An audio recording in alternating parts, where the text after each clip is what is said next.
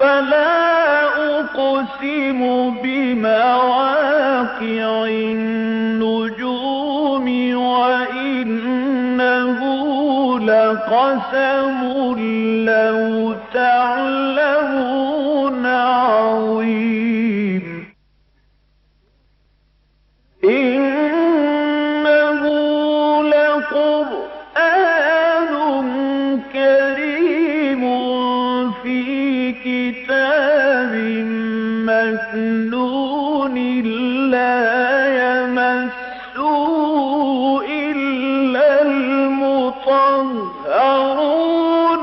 تنزيل من رب العالمين.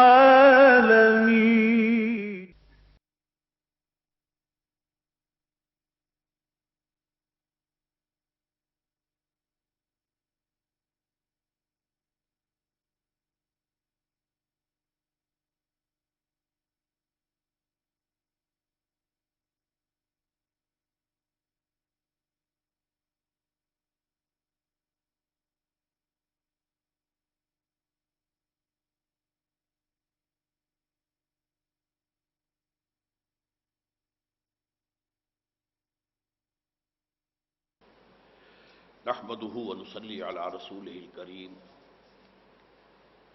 اما بعد فقد قال الله تبارك وتعالى كما ورد في سورة المائدة اعوذ بالله من الشيطان الرجيم بسم الله الرحمن الرحيم يا ايها الذين آمنوا اتقوا الله وابتغوا اليه الوسيلة وجاهدوا في سبيله لعلكم تفلحون ان الذين كفروا لو ان لهم ما في الارض جميعا ومثله معه ليفتدوا به من عذاب يوم القيامة ما تقبل منهم ولهم عذاب أليم يريدون ان يخرجوا من النار وما هم بخارجين منها ولهم عذاب مقيم والسارق والسارقة فاقطعوا أيديهما جزاء بما كسبا نكالا من الله واللہ عزیز حکیم فمن تاب من بعد ظلمه واصلح فإن اللہ یتوب علیہ ان اللہ غفور رحیم الم تعلم ان اللہ له ملک السماوات والارض يعذب من یشاء ویغفر لمن یشاء واللہ علی کل شیء قدیر صدق اللہ العظیم رب اشرح لي صدري ويسر لي امري واحلل عقدة من لساني يفقهوا قولي اللهم ربنا الهمنا رشدنا واعذنا من شرور انفسنا اللهم ارنا الحق حقا وارزقنا اتباعه وارنا الباطل باطلا وارزقنا اجتنابه اللهم وفقنا لما تحب وترضى وتقبل منا فإنك خير المتقبلين آمین یا رب العالمین۔ سورہ مائدہ کے چھٹے رکوع کی جو آیات ابھی میں نے تلاوت کی ہیں ان میں سے پہلی آیت نہایت اہم ہے، اور ہمارے ہاں جو فرقے وارانہ کچھ مسائل ہیں جن پر رد و قضا اور بحث و نزاع ہوتی ہے ان میں سے ایک بہت اہم مسئلے پر روشنی ڈالتی ہے۔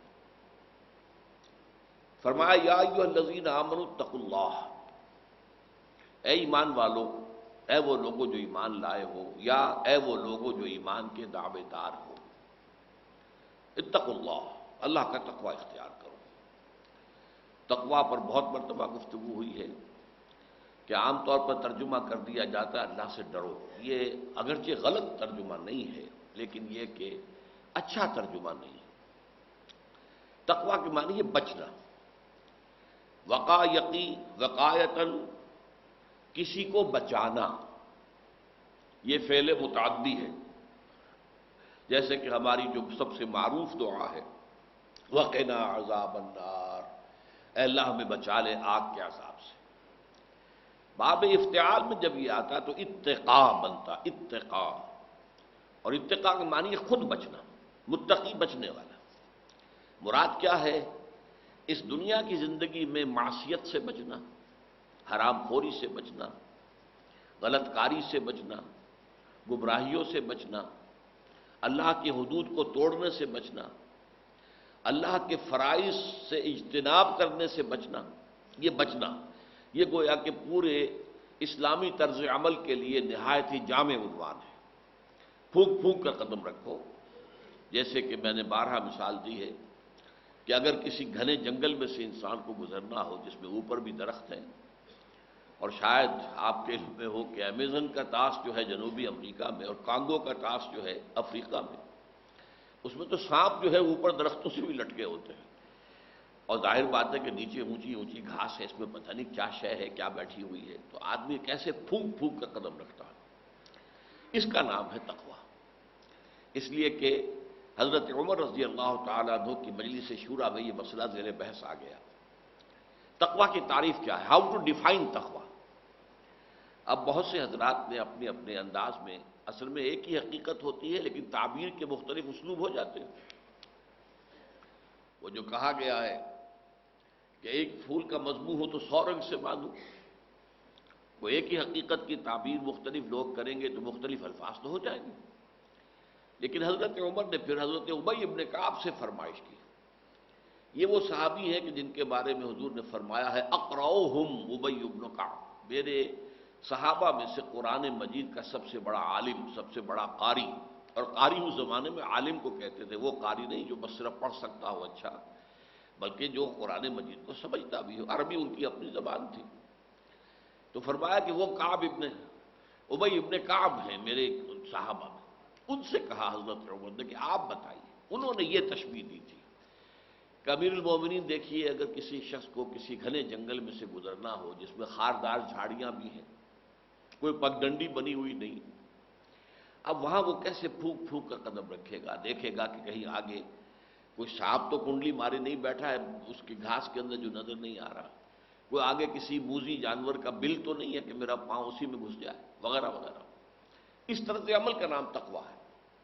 تو یہ جامع ترین لفظ ہے قرآن مجید کی، جو اصطلاحات ہیں ان میں سے، کہ انسان بندہ مسلم، بندہ مومن کا جو طرز زندگی ہے اس کے لیے عنوان تقویٰ۔ تو اچھا، اس تقویٰ جو دنیا میں ہوتا ہے اس کا نتیجہ کیا نکلے گا؟ جہنم سے بچ جانا، وہ بھی وہی بچ جانا ہے۔ تو اس لیے فرمایا سب سے پہلی بات تو یہ ہے کہ یا ایھا الذین آمنوا اتقوا اللہ۔ اب آ رہا ہے وہ مسئلہ جس کی طرف کہ میں نے اشارہ کیا، وابتغوا الیہ الوسیلۃ، اور اس کی طرف، اس کی جانب قرب حاصل کرنے کی کوشش کرو۔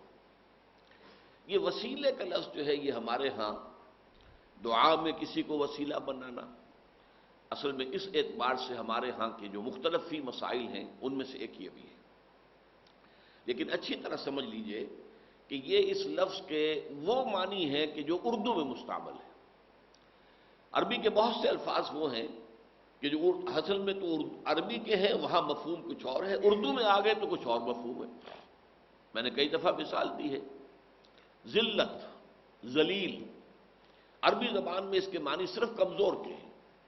وَكُنْتُمْ أَذِلَّةً، صحابہ کرام کے بارے میں فرمایا گیا تم بہت کمزور تھے، اللہ نے تمہاری مدد کی۔ وَلَقَدْ نَصَرَكُمُ اللَّهُ بِبَدْرٍ وَأَنْتُمْ أَذِلَّةٌ، دیکھو اللہ نے تمہاری مدد کی تھی میدان بدر میں، بدر کی جنگ میں، جبکہ تم بہت کمزور تھے۔ اب اردو میں یہ آ کر ذلیل کے معنی کیا ہو گئے؟ کمینہ۔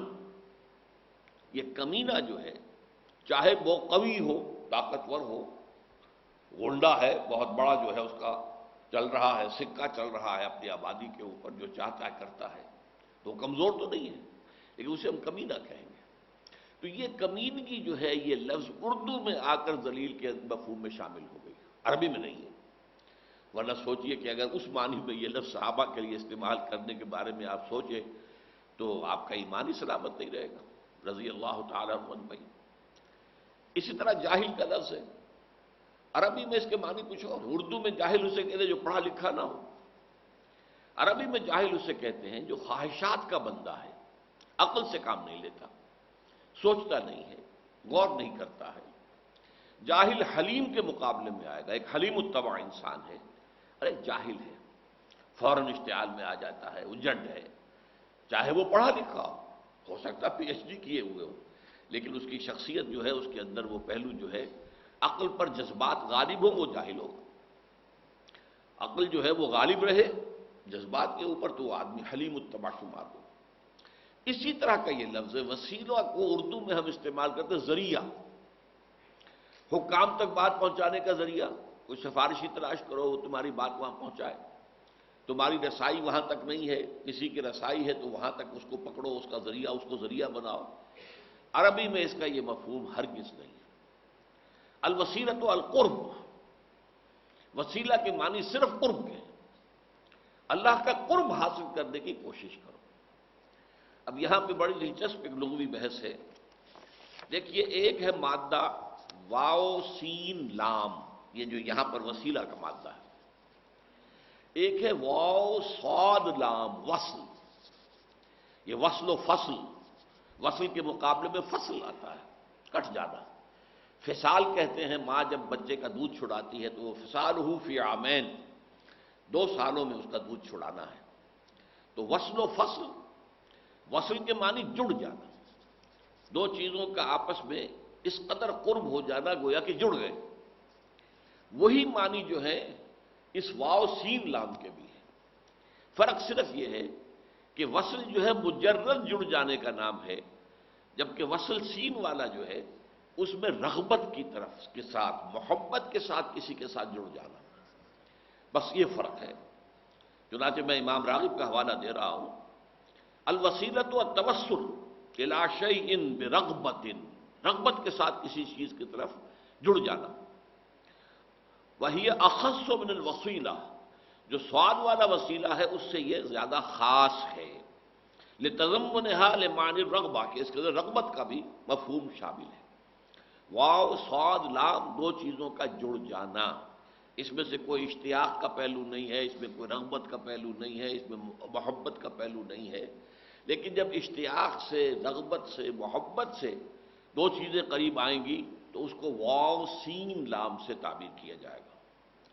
اچھا، وصل کیا ہے؟ واو صاد لام، تو امام راغب فرماتے ہیں الاتصال و اتحاد الاشیاء بعضها ببعض، اتصال وصل ہی سے بنا ہے نا، جیسے تقویٰ سے اتقا، تو وصل سے اتصال، باب افتعال، جڑ جانا 2 چیزوں کا، متحد ہو جانا، جمع ہو جانا اشیاء کا ایک دوسرے کے ساتھ۔ یہ ہے اصل جو لفظ ہے وسیلہ، وابتغوا الیہ الوسیلہ، اللہ کی طرف قرب تلاش کرو، قریب سے قریب ہونے کی کوشش کرو۔ اس مادے سے یہ لفظ جو ہے قرآن مجید میں صرف 2 جگہ آیا ہے۔ ایک تو یہ مقام ہے جس پر ہم مطالعہ کر رہے ہیں، ایک سورہ بنی اسرائیل میں، کہ یہ مشرکین جو ہیں جن کو اپنا معبود سمجھے بیٹھے ہیں، یا وہ ملائکہ ہیں ان کو نام دے رکھے ہیں، اللہ کی بیٹیاں قرار دے کر ان کے نام رکھ دیے ہیں، اور ان کو سمجھتے ہیں کہ یہ ہمارے معبود ہیں، اللہ کے ہاں ہؤلاء شفعاؤنا عند اللہ، وہ اللہ کے ہاں ہماری شفاعت کریں گے، ہماری سفارش کریں گے۔ اور یا پھر جو ارواح ہیں، جو اللہ کے نیک بندے اولیاء اللہ، ان کی ارواح کو جو ہے ذریعہ بنایا جاتا ہے۔ تو فرمایا کہ اولئک الذین یبتغون، یہ جو ہے وہ تو خود جو ہے الوسیلۃ ایہم اقرب، وہ تو خود اللہ کے قرب کے متلاشی ہیں، تم ان کو ذریعہ بنانا چاہتے ہو۔ اللہ تعالیٰ کی طرف رسائی کے لیے کسی ذریعے کی ضرورت نہیں ہے، یہ ذریعے ہی نے در حقیقت سارے مشرکانہ نظام کو جنم دیا ہے۔ تم بہت گندے ہو، تمہارا اخلاق خراب ہے، تمہارا دامن کردار داغدار ہے، تمہاری دعا اللہ نہیں سن سکتا، جاؤ کسی اللہ کے بندے کے پاس، اس سے دعا کراؤ، ذریعہ بناؤ اس کو، اور نہیں تو صاحب قبر سے جا کر درخواست کرو کہ وہ تمہاری دعا اللہ تعالیٰ کے ہاں پیش کر دے، اور اس میں سفارش بھی شامل کر دے۔ یا یہ کہ بتوں کے پجاری ہیں، جاؤ ان کے پاس، ان کے لیے ان کی مٹھی گرم کرو، کچھ چڑھاوے چڑھاؤ، نذرانے دو، تو پھر جو ہے وہ ان بتوں کو راضی کر لیں گے، تمہارے حق میں شفاعت کریں گے، یہ تمہاری جو ہے مراد بتلائیں گے۔ یہ سارا جو فساد پیدا ہوا ہے دین میں، وہ در حقیقت اسی سے ہوا ہے، ذریعہ تلاش کرنا، ذریعہ تلاش۔ جیسے کہ دنیا میں ہم عادی ہیں، ظاہر بات ہے کہ کوئی بڑا حاکم ہے، اس تک رسائی حاصل کرنے کے لیے کوئی ذریعہ تلاش کرو۔ یہ ذریعہ جو ہے، اور اردو میں ہم ذرائع و وسائل، یہ اس کو اس طریقے سے مترادف کے طور پر استعمال کرتے ہیں، لیکن یہ اردو میں اس کا مفہوم ہے۔ عربی میں سمجھ لیجئے کہ الوسیلۃ التقرب، قریب ہونے کی کوشش کرنا یہ وسیلہ ہے۔ تو فرمایا یا ایھا الذین آمنوا اتقوا اللہ وابتغوا الیہ الوسیلۃ۔ اچھا، آج میں اس ضمن میں ایک حدیث آپ کو سنانا چاہتا ہوں، اس لیے کہ ہمارے ہاں جو دو انتہائی نقطۂ نظر ہیں، ایک وہ لوگ ہیں ہمارے ہاں جن کو عام طور پر سلفی المسلک کہا جاتا ہے، اور جو عامیانہ زبان میں جن کو وہابی کہتے ہیں بطور گالی کے، ایک ہمارے ہاں بہت خوش عقیدہ لوگ ہیں عام طور پر جنہیں ہم کہتے ہیں بریلوی مکتب فکر کے۔ ان کے درمیان ایک بہت بڑا نزاع کیا ہے؟ یہ ولایت کا مرتبہ کیا ہے؟ اللہ کا ولی کون ہوتا ہے؟ اور ولایت کے مراتب کیا ہیں؟ آیا اولیاء اللہ کو کرامات حاصل ہوتی ہیں یا نہیں ہوتی؟ اب ایک انتہا تو یہ ہے کہ اسی میں لوگ پڑ گئے، کرامات اولیاء اور اولیاء کا مقام اور ان کی قبروں کو پھر جو ہے وہ احترام اور تعظیم، اور ان کو گلاب کے عرق سے جو ہے دھویا جا رہا ہے، اور یہ ہے اور وہ ہے، چادریں چڑھائی جا رہی ہیں، اس کا دھون کا جو پانی ہے وہ بھی پیا جا رہا ہے تبرک کے طور پر۔ ایک تو یہ انتہا ہے۔ دوسری انتہا کچھ لوگوں کو یہ لاحق ہو گئی ہے کہ یہ کوئی شے ہے ہی نہیں، حقیقت میں اس کے کوئی معنی ہے ہی نہیں۔ یہ اصل میں دونوں چیزیں بنیادی طور پر یکساں غلط ہیں۔ اللہ کی ولایت اور اولیاء اللہ یہ حقیقت ہے۔ قرآن مجید میں سورہ یونس میں فرمایا گیا الا ان اولیاء اللہ لا خوف علیہم ولا هم یحزنون الذین آمنوا وکانوا یتقون۔ لیکن وہاں فرق کیا کیا گیا؟ یقیناً جو اللہ کے اولیاء ہیں ان کے لیے نہ کوئی حزن ہے، نہ کوئی غم ہے، نہ کوئی خوف ہے، اس لیے کہ وہ اپنے آپ کو حوالے کر چکے اللہ کے۔ سپردم بے تو مایا خیش رہا تو دانی حساب کم و بیش رہا، اللہ جو تیرے علم میں بہتر ہے وہ میرے لیے کر دے۔ اب جو کچھ اللہ کی طرف سے آ رہا ہے اس کو وہ خوش دلی کے ساتھ قبول کرتے ہیں۔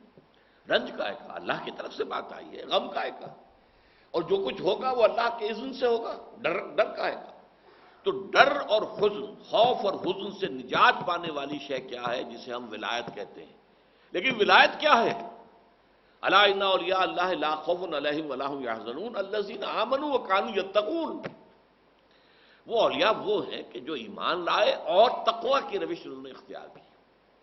یہ کوئی علیحدہ مخلوق نہیں ہے، یہ انسانی ہوتے ہیں اہل ایمان، جن کے اندر کہ وہ تقوی جو میں نے ابھی بیان کیا یا ایھا الذین آمنوا اتقوا اللہ وابتغوا الیہ الوسیلہ، جو تقوی کی شرط پہ پورے اتر گئے ہوں وہ در حقیقت اللہ کے ولی ہیں۔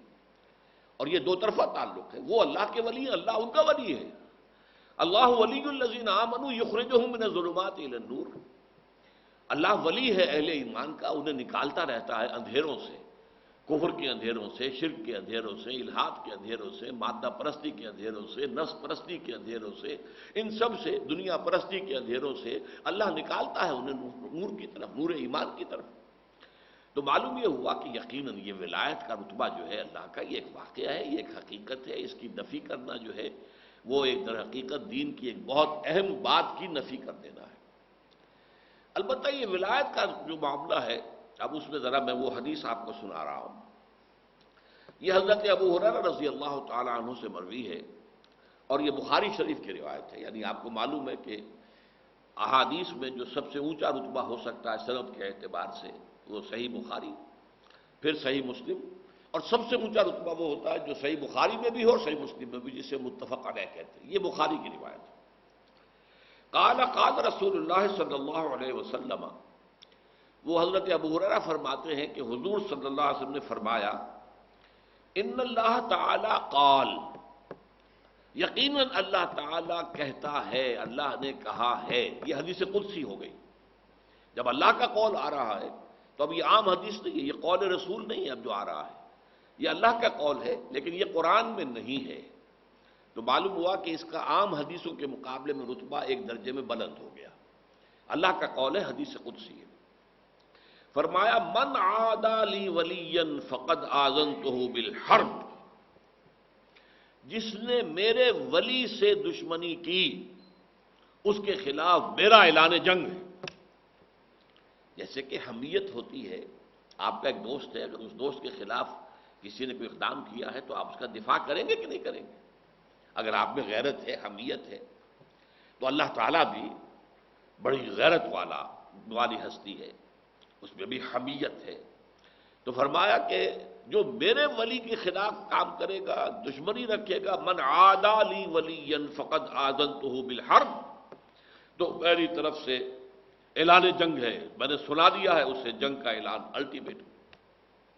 یہ پہلی بات تو واضح ہو گئی ولایت کا ایک رتبہ، اور ظاہر بات ہے جو لوگ بھی اس معاملے کے اندر اللہ تعالیٰ کے ولیوں سے، اہل ایمان جو متقی بھی ہوں، ان سے دشمنی رکھیں گے، اللہ تعالیٰ کی طرف سے ان کے خلاف اعلان جنگ۔ اب اس کے بعد جو یہ حدیث آ رہی ہے، میرے نزدیک وہ احادیث کے مجموعے میں سے ایک خاص اعتبار سے اہم ترین ہے، اہم ترین اس لیے کہ اللہ کے قرب کے لیے دو ذریعے یہاں بتائے گئے۔ ایک ہے فرائض کے ذریعے سے اللہ کا قرب حاصل کرنا، ایک ہے نوافل کے ذریعے سے اللہ کا قرب حاصل کرنا۔ یہ دو چیزیں جو ہیں ہمارے ہاں ان میں بھی گڑبڑ ہو جاتی ہے۔ حدیث کے الفاظ کیا ہیں؟ وَمَا تَقَرَّبَ إِلَيَّ عَبْدِي، یہ چونکہ وہی حدیث قدسی کے الفاظ ہیں، اللہ ہی کے الفاظ آگے چل رہے ہیں۔ وَمَا تَقَرَّبَ إِلَيَّ عَبْدِي بِشَيْءٍ أَحَبَّ مِمَّا افْتَرَضْتُ عَلَيْهِ، میرا بندہ جو میری طرف تقرب حاصل کرتا ہے فرض کے ذریعے سے، اس سے زیادہ محبوب شے مجھے اور کوئی نہیں۔ جو چیز میں نے فرض کی ہے اس کے ذریعے سے وہ میرا قرب حاصل کرنا چاہ رہا ہے، فرض کو ادا کر رہا ہے، اس میں جان کھپا رہا ہے، مال کھپا رہا ہے، فرض جو ہے پوری طریقے سے پورے اہتمام کے ساتھ اس کے تمام شرائط کو ملحوظ رکھتے ہوئے ادا کر رہا ہے، تو اس سے بھی قرب حاصل ہوا، اور یہ محبوب ترین ہے اللہ کو۔ اب اس کے کنٹراسٹ میں آ رہا ہے وَلَا يَزَالُ عَبْدِي يَتَقَرَّبُ إِلَيَّ بِالنَّوَافِلِ، اور میرا بندہ نوافل کے ذریعے سے میرا قرب حاصل کرتا رہتا ہے، کرتا رہتا ہے، کرتا رہتا ہے۔ یہ تقرب بالنوافل ہے، تقرب بالفرائض ورسس تقرب بالنوافل، یہاں تک کہ تقرب بالنوافل کے ذریعے سے وہ مقام حاصل ہو جاتا ہے حتیٰ احبہ، یہاں تک کہ میں اس سے محبت کرنے لگتا ہوں، وہ میرا محبوب بن جاتا ہے۔ فَإِذَا أَحْبَبْتُهُ، جب میں اس سے محبت کرتا ہوں، كُنْتُ سَمْعَهُ الَّذِي يَسْمَعُ بِهِ، تو میں اس کے کان بن جاتا ہوں جن سے وہ سنتا ہے۔ ذرا غور کیجئے، یہ جن کو سلفی المسلک کہتے ہیں اور جو وہابی عام طور پر ہیں، ان کے لیے یہ حدیث بہت اہم ہے کہ یہ حدیث بخاری شریف کی ہے۔ اللہ اس کا کان بن جاتا ہے جس سے کہ وہ سنتا ہے، وَبَصَرُهُ الَّذِي يُبْصِرُ بِهِ، اور میں اس کی آنکھ بن جاتا ہوں جس سے وہ دیکھتا ہے، وَيَدُهُ الَّتِي يَبْطِشُ بِهَا، اور اس کا ہاتھ بن جاتا ہوں جس سے وہ پکڑتا ہے، وَرِجْلُهُ الَّذِي يَمْشِي بِهَا، اور اس کا پاؤں بن جاتا ہوں جس سے وہ چلتا۔ ذرا غور کیجیے، اللہ اکبر، اللہ اپنے اس بندے کے پاؤں بن جاتا ہے۔ وَلَئِن سَأَلْتَنِي أُعِيذَنَّهُ، اگر وہ مجھ سے کچھ مانگے گا میں لازماً دوں گا، یہ بھی انتہائی تاکید کا لفظ ہے، لَأُعِيذَنَّهُ، لازماً دوں گا، لَأُعْطِيَنَّهُ، میں لازماً دوں گا، وَلَئِنِ اسْتَعَاذَنِي لَأُعِيذُنَّهُ، اور اگر وہ مجھ سے پناہ طلب کرے گا تو میں لازماً اسے پناہ دوں گا۔ رواہ البخاری۔ گویا کہ یہ بھی ایک ممکنہ مقام ہے، ذرا سوچ لیجئے، یہاں پر یہ حدیث ہے، حدیث نہیں، حدیث قدسی ہے۔ یہ ممکن مقام ہے کہ ایک انسان اس بلندی تک پہنچ جائے کہ اللہ اس کے کان بن جائے، اللہ اس کی آنکھ بن جائے، اللہ اس کا ہاتھ بن جائے، اللہ اس کے پاؤں بن جائے۔ اب ظاہر بات ہے کہ اس سے جو افعال صادر ہوں گے وہ کرامات نہیں ہوں گے تو کیا ہوں گے؟ جو چیزیں اس سے صادر ہوں گی وہ تو کرامات و اولیاء حق، اولیاء اللہ کی کرامات جو ہے حق ہیں، ان کو ماننا چاہیے۔ البتہ یہ ہے کہ ہم نہیں کہہ سکتے کہ کوئی شخص جو کچھ بیان کر رہا ہے صحیح بیان کر رہا ہے یا غلط بیان کر رہا ہے وغیرہ وغیرہ، لیکن یہ ہے کہ اپنی جگہ پر فی نفسہ ہی یہ کرامات الاولیاء حق ہو، جیسے رسولوں اور نبیوں کے لیے معجزات حق ہیں، معجزہ عاجز کر دینے والا شے، معجزے میں اور کرامت میں کوئی فرق نہیں ہے۔ جو بھی عام قانون ہے، فزیکل اور chemical laws of the nature, ان کے برخلاف کسی چیز کا ظاہر ہو جانا یہ معجزہ ہے، یہی کرامت ہے۔ حضرت عمر جو ہے مسجد نبوی میں خطبہ دے رہے ہیں اور اچانک ان کے سامنے شام کا میدان جنگ آ گیا، کوئی ٹیلی ویژن تو ابھی نہیں تھا وہاں، وہ آ گیا۔ انہوں نے دیکھا کہ جو کمانڈر ہیں لوکل وہ تو غلطی کر رہے ہیں، ساریہ ان کا نام تھا۔ آپ نے وہیں سے کہا یا ساریہ تو الجبل، اے ساریہ پہاڑ کی طرف ہو جاؤ، کیا غلطی کر رہے ہو، غضب ڈھا رہے ہو، پہاڑ کو اپنی پشت پر رکھو اور پھر جنگ کرو۔ اور ساریہ نے رضی اللہ تعالیٰ عنہ یہ آواز حضرت عمر کی سنی شام کے میدان جنگ میں، اور انہوں نے اپنی اسٹریٹجی بدلی اور اپنی فوج کی پوزیشن جو ہے وہ بدلی اس کے مطابق جو حضرت عمر نے فرمایا تھا۔ یہ کرامت ہے۔ اب اسے ہم معجزہ نہیں کہیں گے چونکہ حضرت عمر جو ہے وہ نبی نہیں ہے، رسول نہیں ہے، لیکن کرامت تو ہے۔ تو یہ کرامات اولیاء حق ہیں، اس میں کسی شک و شبے کی گنجائش نہیں۔ لیکن جو باریک بات آ پڑی ہے وہ سمجھنے کی ہے۔ ایک ہے تقرب بالفرائض، جس کو اللہ کہتا ہے کہ یہ مجھے سب سے زیادہ محبوب ہے، اور ایک ہے تقرب بالنوافل جو بلندی میں بہت اونچا ہو جاتا ہے۔ اب یہاں پر میں آپ کو بتاؤں، جن حضرات نے میرے تقاریر سنی ہیں یا میرا کتابچہ پڑھا ہے جہاد فی سبیل اللہ کی حقیقت، کہ 9 منزلیں میں بیان کیا کرتا ہوں۔ سب سے اونچی منزل تو لازماً 9ویں ہے، سب سے اہم منزل وہ پہلی ہے۔ یہ اچھی طرح سمجھ لیجیے، پہلی ہوگی تو دوسری ہوگی، دوسری ہوگی تو تیسری ہوگی، پہلی ہی نہیں ہے تو اوپر کا کیا تصور۔ تو ایک ہے اہم ترین ہونا، ایک ہے بلند ترین ہونا۔ بلند ترین 9ویں منزل ہے قتال فی سبیل اللہ، اور اہم ترین ہے اپنے نفس کے خلاف جہاد، ان تجاہد نفسک فی طاعت اللہ۔ یہ اہم ترین ہے، اہم ترین، وہ بلند ترین۔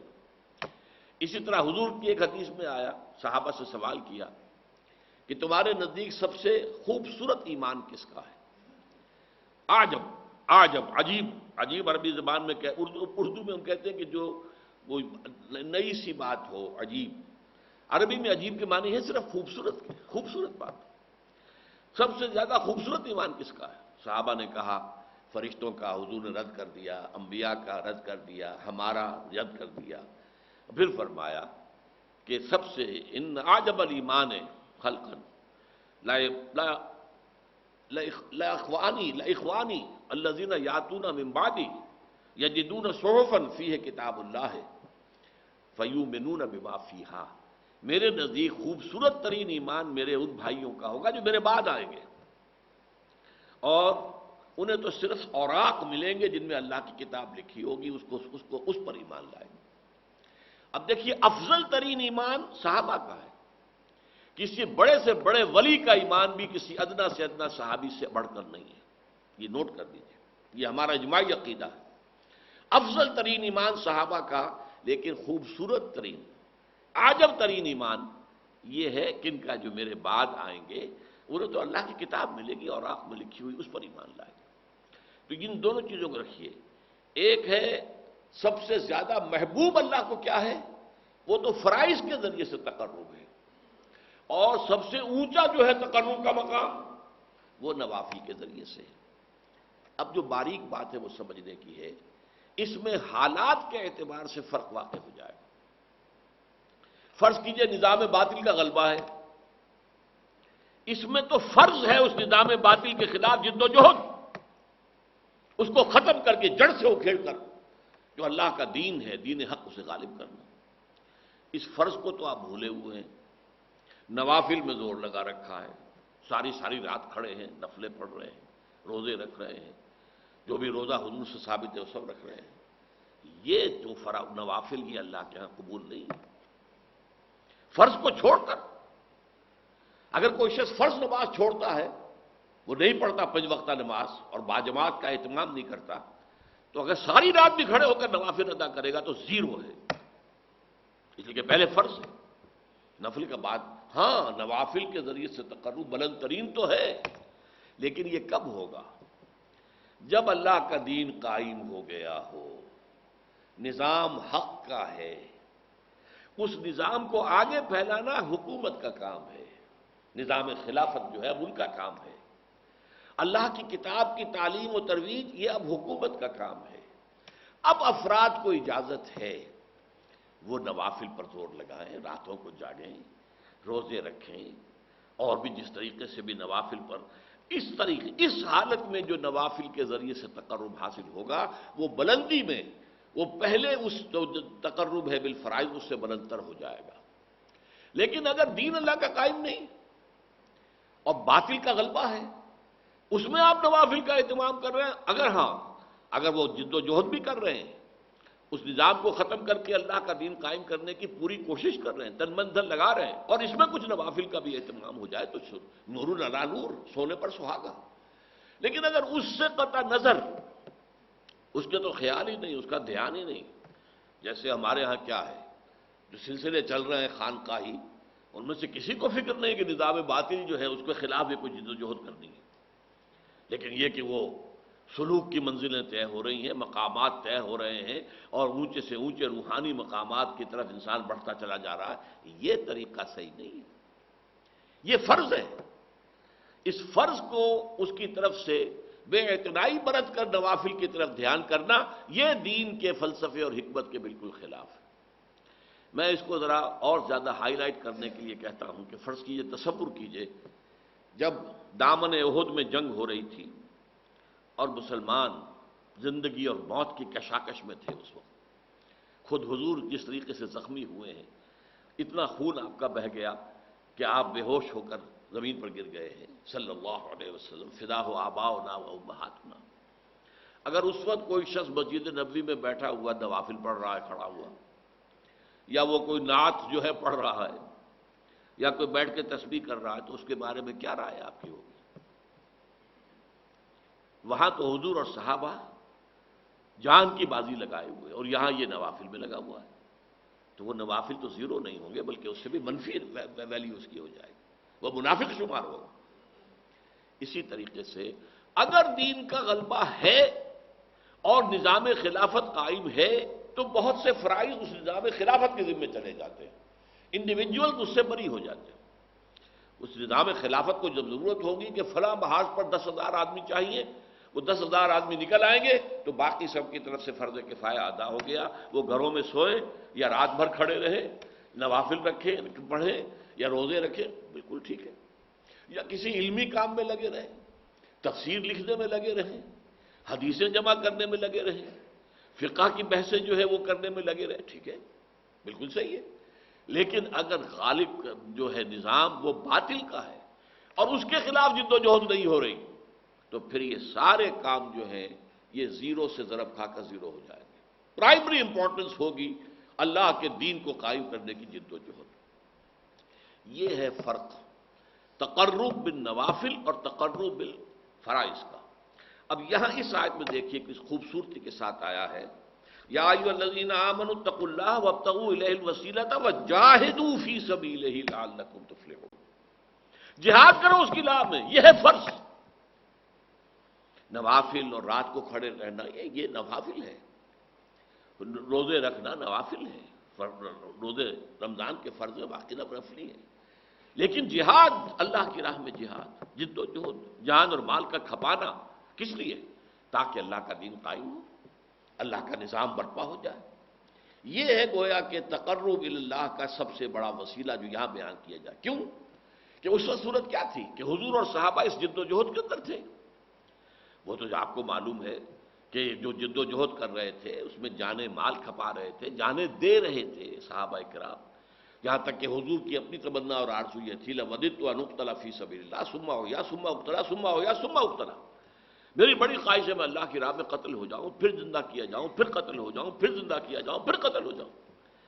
ایک طرف تو وہ حضرات ہیں، تو اگر کوئی شخص اس سے کنارہ کشی کر کے اور نوافل کے اندر لگا چلہ کشی کر رہا ہے، روزہ عام نہیں، روزہ اور بھی، اب جو ہمارے ہاں صوفیاء کے ہاں روزے جو رائج ہیں اس میں طرح طرح کے روزے ہیں، وہ صرف ایک دن کا روزہ نہیں، کئی کئی دن کے روزے، جس کو وہ صوم وصال کہا حضور نے، وہ بھی رکھتے ہیں۔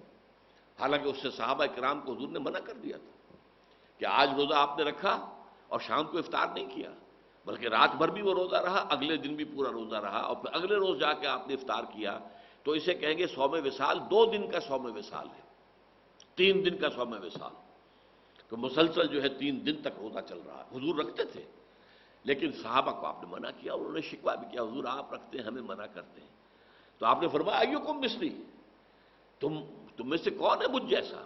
ابھی تو عند ربی، میں تو رات گزارتا ہوں اپنے رب کے پاس، ہوا یطعمنی و یسقین، وہ مجھے کھلاتا بھی ہے پلاتا بھی ہے۔ اب وہ کیا کھلانا ہے، کیا پلانا ہے، کیا اس کی روحانی حقیقت ہے، یہ ہم نہیں سمجھ سکتے، یہ خصائص نبوی میں سے ہے، وہ چیزیں کہ جو خاص ہیں نبی اکرم صلی اللہ علیہ وسلم کے ساتھ، جو امت کے لیے پھر عام طور پر جس کی اجازت نہیں ہے، لیکن اس قسم کے روزے بھی وہاں رکھے جاتے ہیں، لیکن اس سے کوئی پرواہ ہی نہیں، فکر ہی نہیں کہ نظام باطل کا ہے۔ تو باطل کے اقتدار میں تقویٰ کی آرزو، کتنا ہنسی فریب ہے جو کھا رہے ہیں ہم، وہ متقی بھی بن رہے ہیں، شیخ بھی بن گئے ہیں، شیخ المشائخ بھی بن گئے ہیں، اور وہ زبدت جو ہے مرشدین بھی بن گئے ہیں، سب کچھ ہو گئے ہیں، لیکن یہ کہ اس باطل کے خلاف کوئی کشمکش ہے ہی نہیں، اس کے خلاف کوئی جد و جہد ہے ہی نہیں۔ اس کے ضمن میں تو پھر وہ حدیث میں نے بارہا سنائی ہے، اور مولانا اشرف علی تھانوی رحمۃ اللہ علیہ نے اسے جو انہوں نے مرتب کیے تھے خطبات جمعہ، ان میں جو دوسرا خطبہ ہے اس میں اس حدیث کو کوٹ کیا ہے۔ اوح اللہ عز و جل، یہ بھی حدیث قدسی ہے، حضور فرما رہے ہیں کہ اللہ تعالیٰ نے عز و جل نے حضرت جبرائیل کو وحی کی، اوح اللہ عز و جل الی جبرائیل علیہ الصلوۃ والسلام ان اقلب مدینہ کذا و کذا باہلھا، کہ فلاں فلاں بستیوں کو تلپٹ کر دو، الٹ دو ان کے رہنے والوں کے اوپر، ہلاکت، وہ ہلاکت کے جو عامورہ اور صدوم کی بستیوں پر آئی تھی، جو جس کی طرف حضرت لوط علیہ السلام بھیجے گئے تھے، اقلب مدینہ کذا و کذا باہلھا، رہنے والوں سمیت الٹ۔ قال فقال، حضور فرماتے ہیں کہ اس پر حضرت جبرائیل نے عرض کیا بارگاہ خداوندی میں، یا رب ان فیہا عبدک فلانا لم یعصک طرفۃ عین، ان بستیوں میں تو تیرا فلاں بندہ بھی ہے جس نے آج تک پلک جھپکنے جتنی دیر بھی معصیت میں بسر نہیں کی، اس کے تقویٰ کا عالم یہ ہے۔ یہ گواہی کون دے رہا ہے؟ کوئی کرائے کا گواہ نہیں ہے، کوئی کرائے کا وکیل نہیں ہے، جبرائیل ہے، اور کہاں گواہی دے رہا ہے؟ بارگاہ خداوندی میں، جہاں ابو جہل بھی جھوٹ نہیں بولے گا۔ تو فرمایا قال فقال ان فیہا عبدک فلانا لم یعصک طرفۃ عین، قال فقال، اب حضور فرماتے کہ اللہ نے فرمایا اقلبھا علیہ وعلیہم، الٹو ان بستیوں کو، پہلے اس پر پھر دوسروں پر، فإن وجہہ لم یتمعر فی ساعۃ قط، اس لیے کہ اس کے چہرے کی رنگت میری حمیت، میری غیرت کی وجہ سے کبھی متغیر نہیں ہوا۔ منکرات پھیلتے رہے، شریعت کو پاؤں تلے روندا گیا، شریعت کی اور اللہ کی دی ہوئی قوانین کی دھجیاں بکھیر دی جا رہی تھیں، اور پھیل رہا تھا گناہ ہر طرف، اور یہ لگا ہوا تھا تو فقط اللہ اللہ اللہ، خانقاہ میں بیٹھا ہوا، ظاہر بات ہے خانقاہ میں جو بیٹھا ہوگا اسے گناہ کرنے کی کیا ضرورت ہے؟ نہ زندگی کے وہ میدان میں ہے، نہ معاش کا کچھ سلسلہ ہے، کوئی کچھ دے گیا، کسی نے کوئی ہدیہ پیش کر دیا، اس سے جو ہے وہ گزارا کر رہے ہیں، تو گناہ کا معاملہ کیا ہوگا وہاں؟ اور پھر وہ خانقاہی ماحول کے اندر ظاہر بات ہے کہ نہ کہیں عورتیں نظر آئیں گی، نہ کہیں عریانی نظر آئے گی، وہ تو اپنا خانقاہ کا ماحول ہے، اس کے اندر رہ رہے ہیں۔ لیکن یہ کہ اس خانقاہ سے باہر جو کچھ ہو رہا ہے، جو منکرات پھیل رہے ہیں، جو کفر پھیل رہا ہے، جو گمراہیاں پھیل رہی ہیں، جو شریعت کی دھجیاں بکھر رہی ہیں، اس پر اسے فکر ہی نہیں۔ یہ تمار فی ساعۃ قط، ہو اس کو یوں سمجھیے کہ اگر کوئی شخص کسی کو ماں کی گالی دے، اب اگر وہ شخص جسے گالی دی گئی ہے طاقت رکھتا ہے تو جانے نہیں دے گا اسے، اس کی مرمت کرے گا۔ فرض کیجئے وہ کمزور ہے، اسے معلوم ہے جس نے مجھے گالی دی ہے وہ بڑا طاقتور ہے، میں اس کا کچھ نہیں بگاڑ سکتا، تب بھی کم سے کم اس کے چہرے پر خون جمع ہو جائے گا، سرخ ہو جائے گا چہرہ۔ غیرت کا یہ تو کم سے کم انداز ہوگا کہ میری ماں کو گالی دی گئی ہے۔ اگر یہ بھی نہیں ہے، سب کچھ دیکھ رہے ہیں، بیٹھے ہیں، سن رہے ہیں، لیکن کوئی فکر نہیں ہو رہی، تو پھر کسی روحانی ترقی کا، کچھ ولایت کے مقام کا، کچھ تقرب اللہ کا کوئی سوال نہیں۔ تو میں نے آج کوشش کی ہے کہ آپ کے سامنے ان چند چیزوں پر جو بڑی کنٹروورشیل ہیں، اس میں عدل کا راستہ آپ کے سامنے رکھوں، درمیانی راستہ کیا ہے۔ نہ تو آپ سرے سے انکار کریں کہ مرتبہ ولایت کوئی شے ہے ہی نہیں ہے، قرآن سے ثابت ہے، حدیث سے ثابت ہے، اور اللہ فرماتا ہے کہ جو شخص میرے ولی سے دشمنی کرے گا اس کے خلاف میرا اعلان جنگ ہے۔ پھر اللہ کا قرب، وہ قرب واقعتاً اس حد تک ہو سکتا ہے کہ اللہ انسان کی آنکھ بن جائے جس سے وہ دیکھے، اللہ انسان کے کان بن جائے جس سے وہ سنے، اللہ انسان کے ہاتھ بن جائے جس سے وہ پکڑے، اور اللہ انسان کے پاؤں بن جائے جس سے وہ چلے۔ یہ ممکن ہے، حدیث ہے۔ اس سے ظاہر بات ہے کرامات کا صدور ہوگا، کرامات کا ظہور ہوگا، لیکن اس کے ساتھ اس بات کو سمجھنا، وہ میں پہلی شرط تقویٰ ہے، اور نمبر 2 یہ کہ یہ تقرب الی اللہ کے لیے ایک ہے فرائض کے ذریعے سے، جہاد فرض ہے، فرض عین ہے، باطل کا غلبہ ہے تو فرض عین ہے اس کے خلاف جد و جہد کرنا، اور اس کے لیے اجتماعی جد و جہد کرنا۔ جیسے نماز 5 وقتہ فرض ہے، اور اس کے لیے اگر کوئی شخص مسجد سے فاصلہ اس کا زیادہ نہ ہو اور وہ گھر میں نماز پڑھے، اس کی نماز قبول نہیں ہوگی۔ لا صلاۃ علی جار المسجد الا فی المسجد، جو مسجد کے پڑوس میں رہتا ہے اس کی نماز قبول نہیں ہوگی اگر وہ مسجد میں حاضر ہو کر نماز نہیں پڑھ رہا 5 وقتہ، جماعت کا انتظام نہیں کرتا۔ تو ان فرائض کی طرف توجہ نہ ہو، اللہ کے دین کے غلبے کی جد و جہد نہ ہو، اور نوافل کے ذریعے سے، چلہ کشیوں کے ذریعے سے، مراقبوں کے ذریعے سے، اور وہ نئے نئے ایجاد کردہ اذکار کے ذریعے سے انسان سمجھے کہ میں تقرب بالنوافل کے اس مقام پر فائز ہو جاؤں گا، تو یہ دوسری بہت بڑی غلط فہمی ہے۔ یہ تقرب۔ اچھا، یہاں ایک اور حوالہ مجھے یاد آیا، اب دے دوں کہ وسیلے کو ذریعے کے معنی میں لینا جو ہے وہ کس قدر غلط چیز ثابت ہوگی، جبکہ اذان کے بعد کی جو دعا ہے جو سب کے نزدیک متفق علیہ ہے، کسی کا اختلاف نہیں، نہ دیوبندی کا، نہ بریلوی کا، نہ اہل حدیث کا، کسی کا، اللہم رب هذه الدعوة التامة والصلاة القائمة آت محمدا الوسیلۃ والفضیلۃ والدرجۃ الرفیعۃ۔ اے اللہ، جو رب ہے، یہ جو دعا ندا آئی ہے اذان کی، اس کا رب، اور جو نماز قائم ہونے والی ہے اس کا رب، محمد کو صلی اللہ علیہ وسلم وسیلہ عطا فرما۔ اب وسیلے کو عام معنی میں لیجئے، کیا حضور کو بھی کسی ذریعے کی ضرورت تھی؟ کیا حضور کو بھی اللہ کا قرب حاصل کرنے کے لیے کسی کو وسیلہ پکڑنے کی احتیاج تھی؟ معاذ اللہ، ثم معاذ اللہ، ثم معاذ اللہ۔ یہاں وسیلے سے مراد کیا ہے؟ خاص طور پر ایک تو قرب، اور یہ کہ بعض احادیث سے معلوم ہوتا ہے کہ یہ خاص مقام ہے جنت میں، جیسے مقام محمودہ بھی اسی دعا میں آتا ہے، وَبَعْثُ مَقَامًا مَحْمُودًا الَّذِي وَعَدتَّهُ، سورہ بنی اسرائیل میں ہے، عَسَىٰ أَن يَبْعَثَكَ رَبُّكَ مَقَامًا مَحْمُودًا۔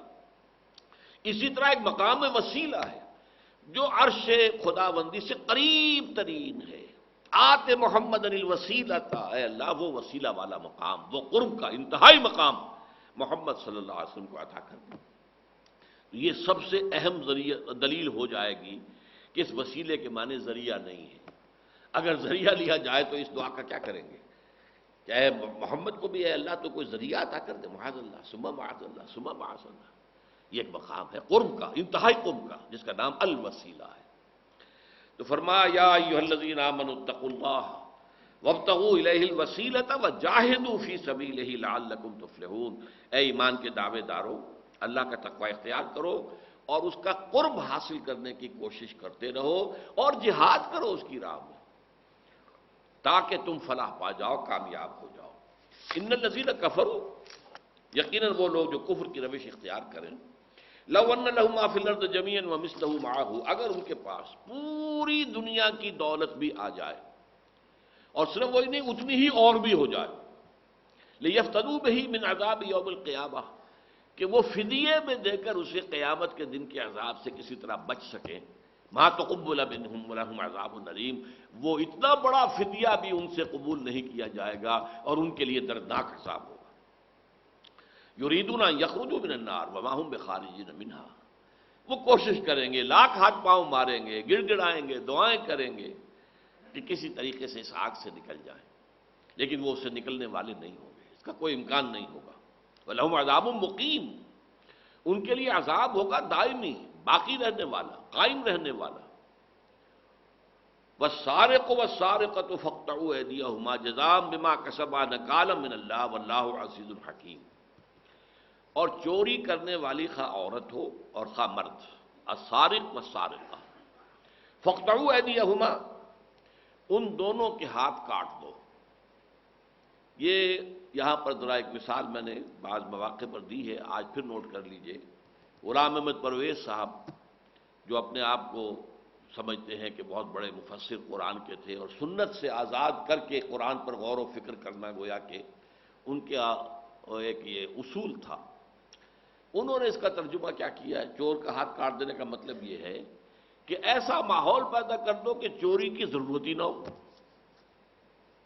جیسے مثال کے طور پر کسی نوجوان سے اس کے والدین کے بھئی اب ہم کیا کر سکتے ہیں، تم نے تو ہمارے ہاتھ کاٹ دیے، تم نے کوئی ایسا قدم اٹھایا ہے کہ اب ہمارے لیے کچھ کہنے کی گنجائش ہے ہی نہیں، تم نے تو ہمارے ہاتھ کاٹ دیے۔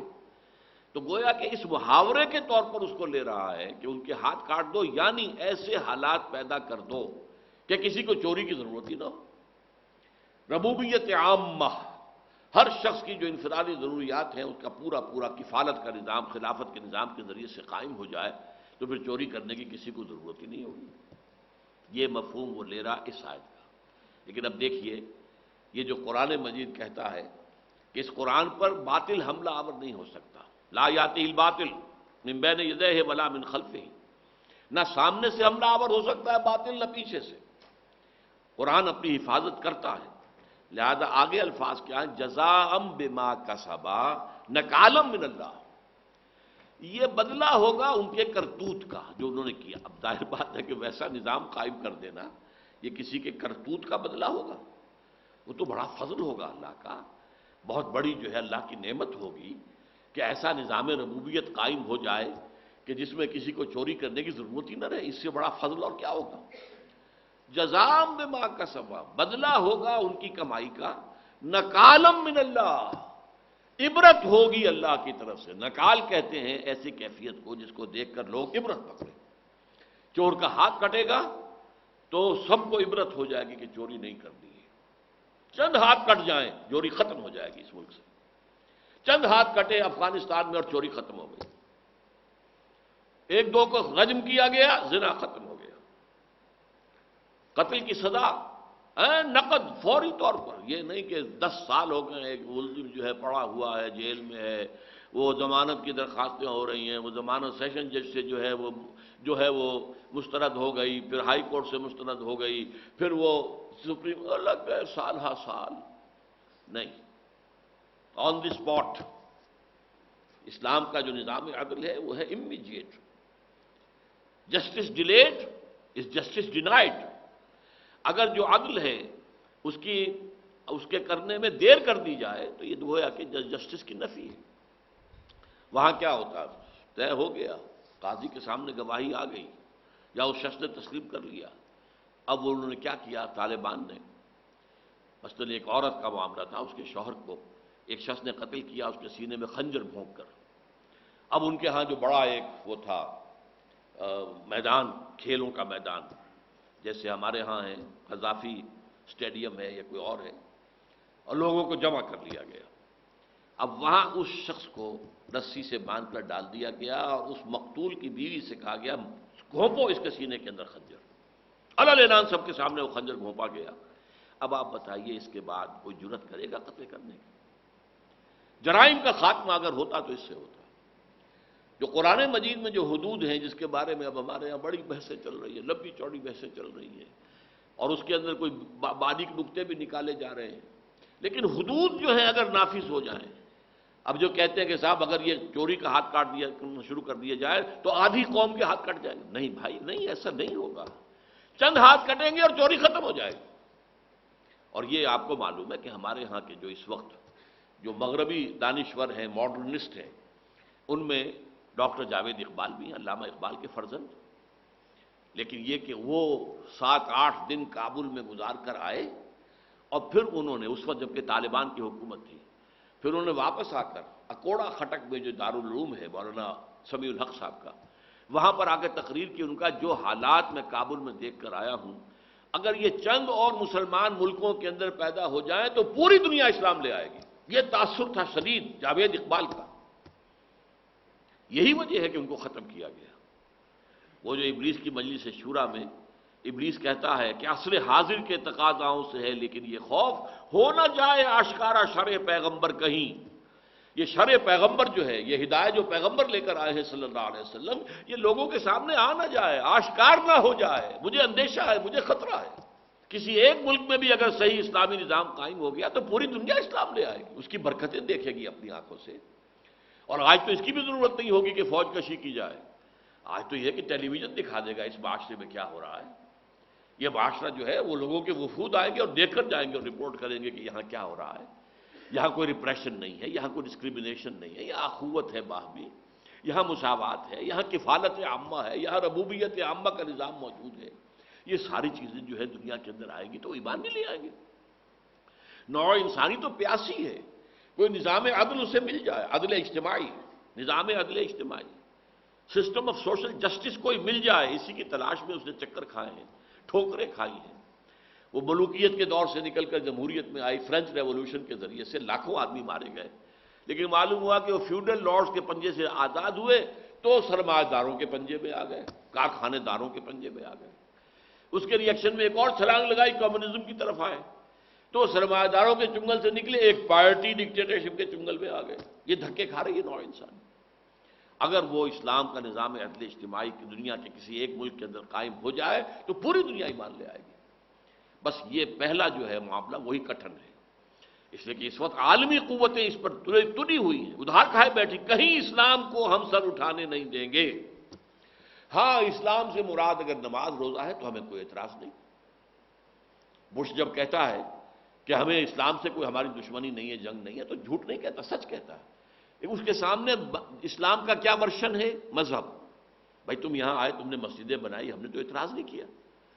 تم نے چرچ خریدے اور مسجدیں بنا لی، تم نے سینیگوگ خریدے یہودیوں کے سلوتے اور تم نے ان کو مسجدیں بنا لی، ہم نے کوئی اعتراض کیا؟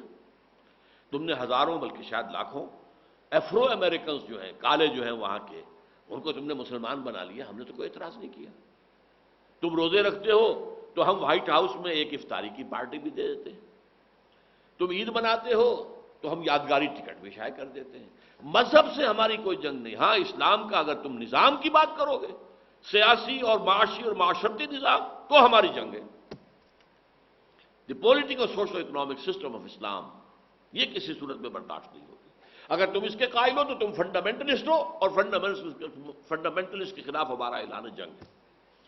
فَآذَنْتُهُ بِالْحَرْبِ، جو اللہ نے فرمایا کہ جو میرے ولی کو تکلیف دے گا اس کے خلاف پھر میری طرف سے اعلان جنگ ہے، تو وسط کی طرف سے، پورے عالم عیسائیت کی طرف سے، یہودیت کی طرف سے اعلان جنگ ہے۔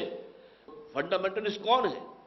نمبر ایک جو اسلام کو ایک نظام سمجھتا ہے، نمبر ایک وہ فنڈامنٹلسٹ ہے۔ نمبر دو جو مسلمانوں کو، پوری دنیا کے مسلمانوں کو ایک امت سمجھتا ہے، وہ فنڈامنٹلسٹ ہے۔ نمبر تین جو خلافت کا نظام ریوائیو کرنا چاہتا ہے، وہ فنڈامنٹلسٹ ہے، اور یہ ہمارے دشمن ہیں۔ بہرحال یہاں نوٹ کیجئے کہ کس قدر یعنی بیہودہ تفسیر ایک شخص جو ہے وہ اپنی جگہ پر بہت بڑا جو ہے، اور اس کا یہ ہے کہ اس کی زبان چرب زبانی بھی تھی، تقریر کا فن بھی آتا تھا اور تحریر کا بھی آتا تھا، تو کافی فکر اس کا پھیلا ہے دنیا میں۔ لیکن یہ کہ آدمی کسی کی عقیدت میں مبتلا ہو جائے تو اندھا ہو جاتا ہے۔ اس آیت کی تفسیر یہ کرنا، وَالسَّارِقُ وَالسَّارِقَةُ فَاقْطَعُوا أَيْدِيَهُمَا، کہ بس ایسا نظام قائم کر دو کہ جس میں چوری کی ضرورت نہ رہے، تو یہی گویا کہ چور کا ہاتھ کاٹ دینا ہے۔ جبکہ قرآن کہہ رہا ہے جزاء بما کسبا، یہ بدلہ ہوگا ان کی کرتوت کا، نکالا من اللہ، عبرت ہوگی اللہ کی طرف سے، نکال کہتے ہیں عبرت۔ واللہ عزیز الحکیم، اور اللہ تعالی زبردست ہے اور حکمت والا ہے۔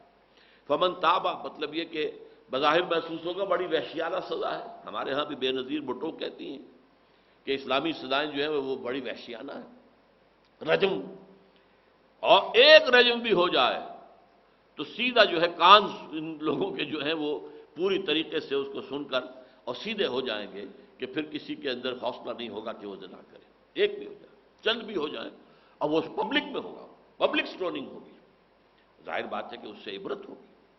تو اس جرم اگر ایریڈیکیٹ ہو سکتا ہے تو صرف اسلامی سزاؤں سے، ورنہ تعلیم سے، پرسویشن سے، کسی طریقے سے، ظاہر بات ہے تعلیم کا، لٹریسی پرسنٹیج کا اور ذرائع ابلاغ کا جتنا جال اس وقت امریکہ میں ہے اتنا دنیا میں اور کہیں نہیں ہے، نہ ہو سکتا ہے۔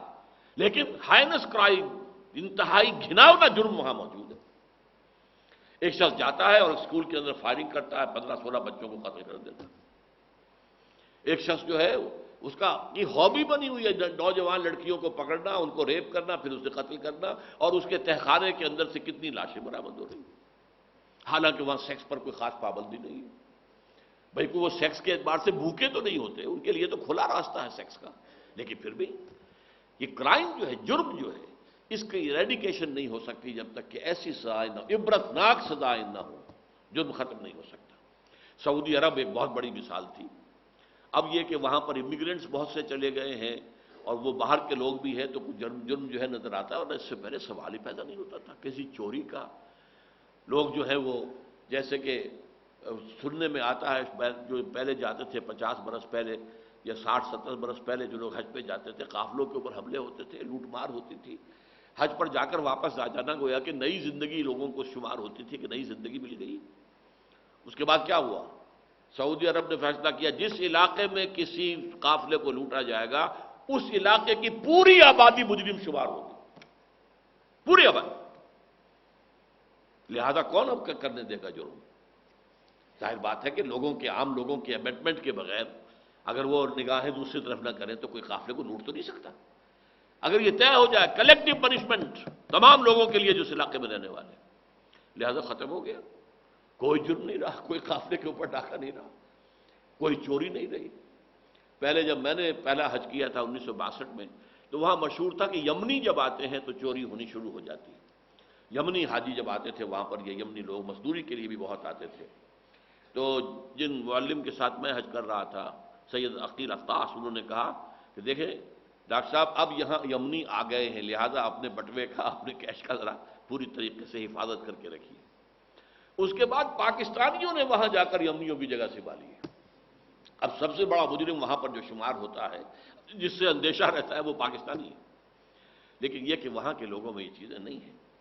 والسارق والسارقة فاقطعوا أيديهما جزاء بما كسبا نكالا من الله والله عزيز حكيم فمن تاب من بعد ظلمه وأصلح فإن الله يتوب عليه۔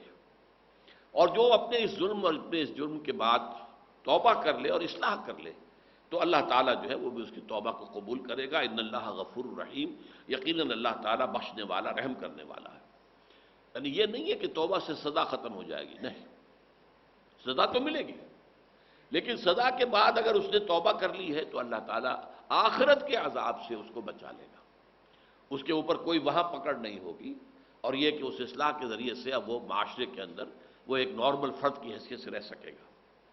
الم تعلم ان اللہ لہ ملک السماوات والارض، کیا تم جانتے نہیں ہو کہ اللہ ہی کے لیے ہے بادشاہی آسمانوں کی اور زمین کی۔ یعذب من یشاء ویغفر من یشاء، جس کو چاہتا ہے عذاب دے گا، جس کو چاہے گا بخش دے گا۔ اللہم اغفر لنا ورحمنا، اللہم اغفر لنا ورحمنا، اللہم اغفر لنا ورحمنا۔ یہاں اللہ کی مشیت اور اللہ کے اختیار کا جو علی الاطلاق ذکر ہو رہا ہے، یہ آپ کو یقین رکھنا چاہیے۔ اللہ ابو جہل کو بخش دے تو بخش دے، ہم کون اعتراض کرنے والے؟ اور اللہ کسی کو بھی نیکوکار کو بھی اگر جہنم میں ڈالنا چاہے تو ہم کون ہوں گے اعتراض کرنے والے؟ اس کا اختیار مطلق ہے۔ آپ کی ملکیت ہے بکری، جب چاہیں ذبح کر دیں، کوئی اعتراض کرے گا؟ تو اللہ کا اختیار مطلق ہے، لیکن ہم یہ جانتے ہیں کہ اللہ گناہ گاروں کو سزا دے گا، نیکوکاروں کو جزا دے گا، یہ ہم جانتے ہیں، لیکن ہم عدل کو اللہ پر لازم نہیں ٹھہرا سکتے۔ یہ اچھی طرح جان لیجئے، یہ اہل سنت اور اہل تشیع کے درمیان ایک بڑا اصولی فرق ہے۔ وہ عدل کو ارکان اسلام میں سے سمجھتے ہیں کہ اللہ پر واجب ہے کہ عدل کرے، ہمارے نزدیک یہ اللہ تعالیٰ کی توہین ہے۔ اللہ پر کوئی شے واجب نہیں، اس کی مشیت مطلق ہے، جسے چاہے گا عذاب دے گا، جسے چاہے گا معاف کر دے گا۔ واللہ علی کل شیء قدیر، اور یقیناً اللہ تعالیٰ جو ہے وہ ہر چیز پر قادر ہے۔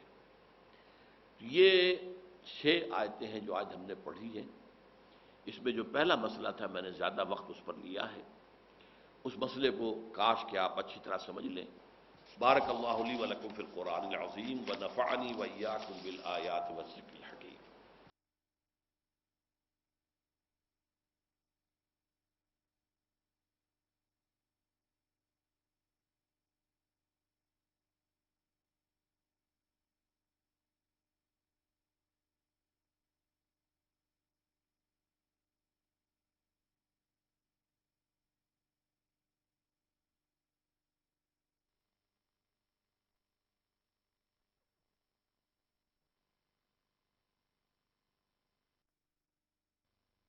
فلا